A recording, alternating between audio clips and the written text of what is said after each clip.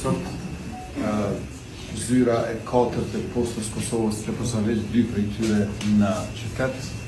Ky është një lloj bashkëdyshimi i ligjshmërisë dhe cilësisë. Ata operatorët e palicencuar që kanë funksionuar më herët janë mbyllur dhe tash e kemi postën e Kosovës ku përveç dërgesave të zakonshme të postës mund të pranohen edhe mjete financiare në euro për qytetarët e Kosovicit.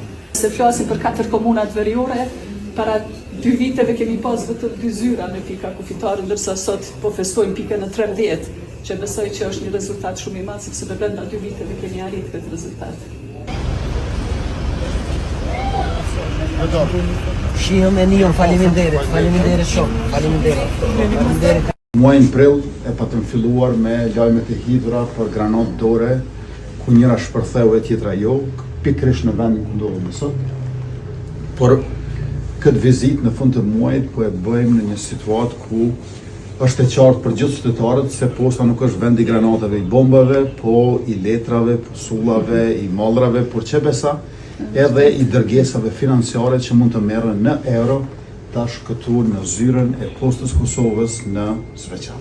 Faleminderit shumë kryeshefe dhe ministra. Ne dhe ekipi e vlerësojmë shumë për krahjen e ministrisë dhe të aksionarit në këtë